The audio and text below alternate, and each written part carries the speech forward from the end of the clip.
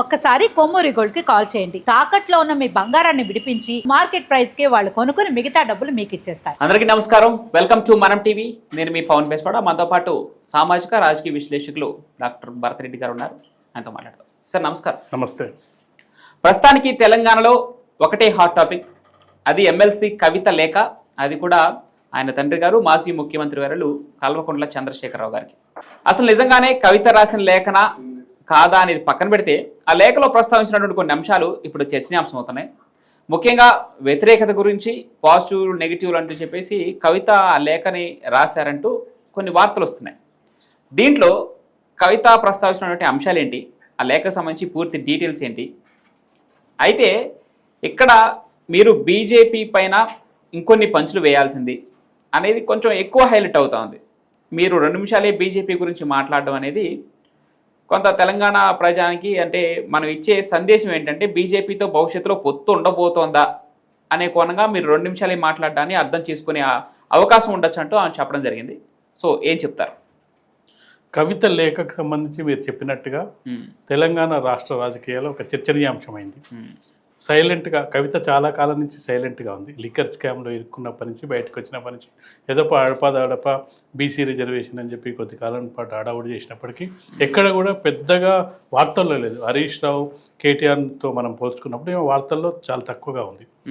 ఈమె లేఖ ఎందుకు రాశారు అనేది ఇప్పుడు ప్రధాన అంశం.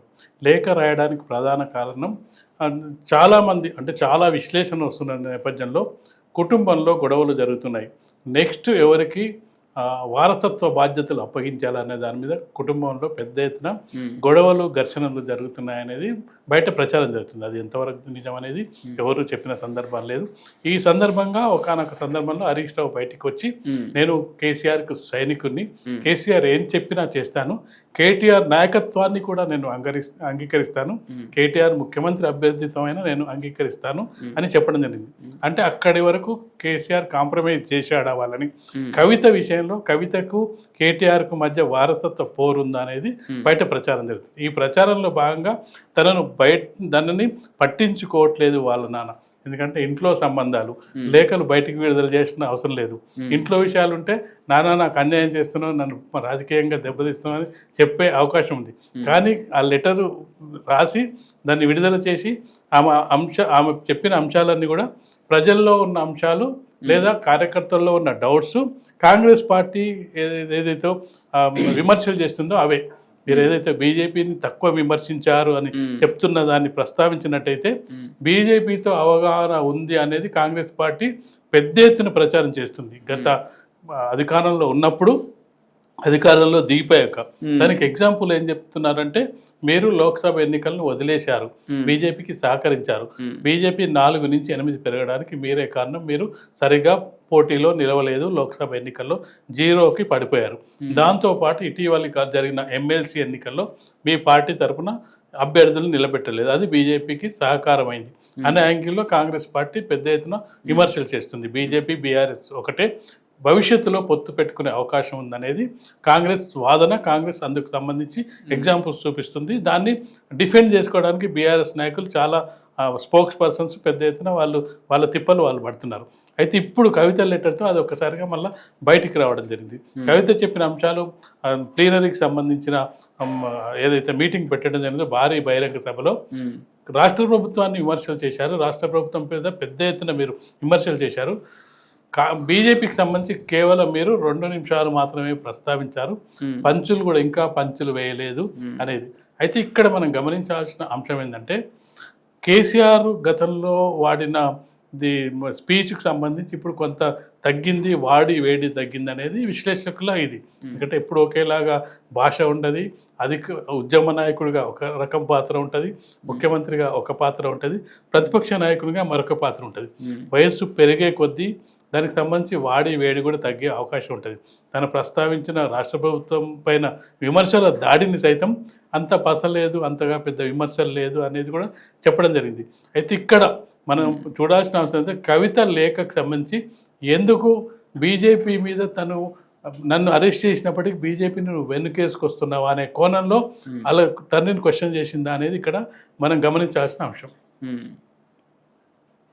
మరొక పక్క జెడ్పీటీసీలని, ఎంపీటీసీలని కేసీఆర్ కలవట్లేదు, డాడీ ఇది కూడా చూసుకోండి, కొంత వ్యతిరేకత ఇక్కడ కూడా వస్తుంది, దయచేసి దీనిపైన కూడా దృష్టి పెట్టినట్టు అదే లేఖలో ప్రస్తావించడం జరిగింది.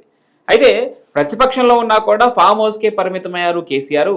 ఇప్పుడు కూడా కనీసం ప్రజాప్రతినిధుల్ని, బీఆర్ఎస్ పార్టీ ప్రజాప్రతినిధుల్ని కలవనివ్వడం లేదని చెప్పి కూడా అలా జరుగుతుంది. అంటే ముఖ్యమంత్రిలో ఉన్నప్పుడు అపాయింట్మెంట్ ఇవ్వలేదు, ఇప్పుడు ప్రతిపక్ష హోదా వచ్చినా కూడా ఇప్పుడు కూడా ప్రజాప్రతినిధుల్ని దగ్గరికి రానివ్వరా, ఇంకా ఇదే ధోరణి కొనసాగుతుందా అని కూడా కవిత ప్రశ్నించడం జరిగినట్టు తెలుస్తూ ఉంది.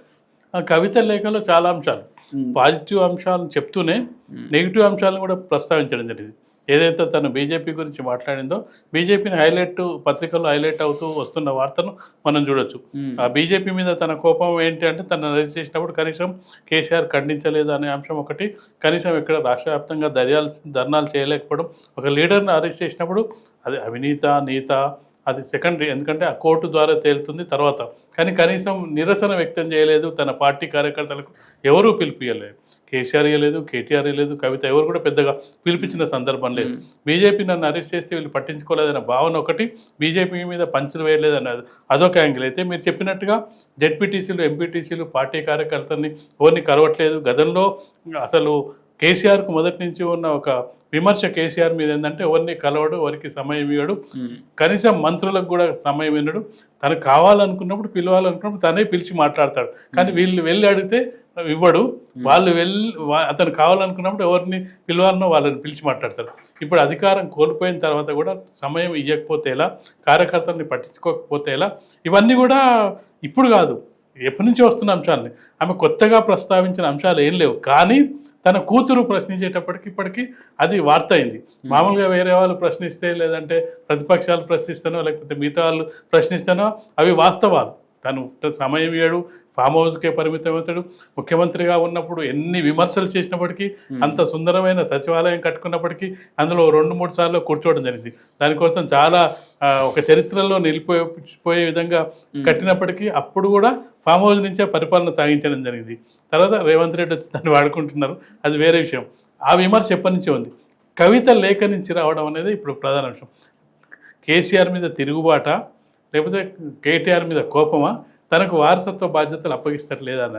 ఎందుకంటే ఇక్కడ అంటే పత్రికల్లో కథనాలు కానీ ఇంటర్నల్ జరుగుతున్న చర్చ, ఇంకా నా తరం అయిపోయింది, నెక్స్ట్ తరానికి ఎలాగైనా కేటీఆర్కు సారథ్య బాధ్యతలు అప్పగించాలి. మనం చూసాం దేశవ్యాప్తంగా వారసులు అనే వాళ్ళు వస్తున్నారు.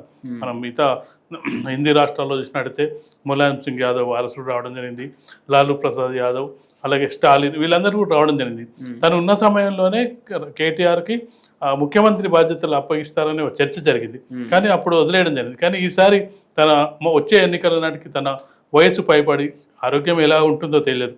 ఇలాంటి పరిస్థితిలో ముందస్తుగా కేటీఆర్కు బాధ్యతలు అప్పగించడం ఒకటి, అధ్యక్ష బాధ్యతలు, ఇప్పుడు వర్కింగ్ ప్రెసిడెంట్గా ఉన్నారు, అధ్యక్ష బాధ్యతలు అప్పగించి హరీష్ రావు సైలెంట్గా ఉండడానికి. ఎందుకంటే హరీష్ రావు మొదటి నుంచి కూడా పార్టీ నిర్మాణంలో ఉన్నారు, కేసీఆర్ వెంట ఉన్నారు, ఉద్యమకారుడు, అందరు కార్యకర్తలతో సత్సంబంధాలు ఉన్నాయి. కాబట్టి రేవంత్ రెడ్డి కూడా విమర్శలు చేస్తున్నాడు, అసలు మీ అసెంబ్లీలో ప్రతిపక్ష నాయకుడు ఎవరు అని.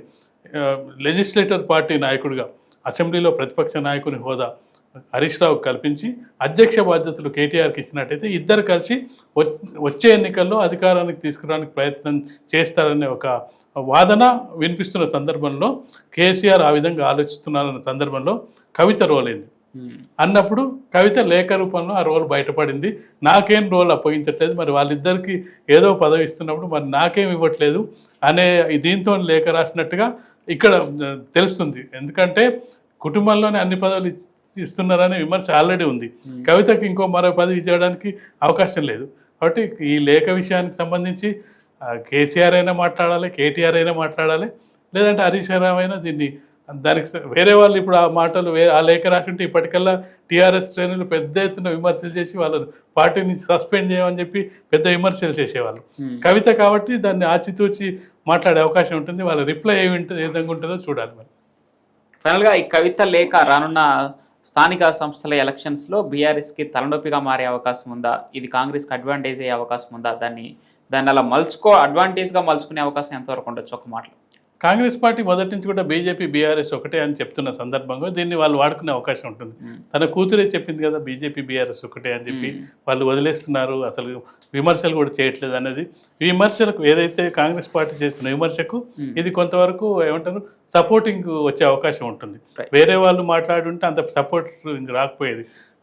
కేసీఆర్ కూతురు మాట్లాడింది కాబట్టి మేము చెప్పిందే నిజమైంది. చూసారా మేమేం చెప్పాము, బీజేపీ బీఆర్ఎస్ ఒకటే అని మేము మొదటి నుంచి చెప్తున్నాం.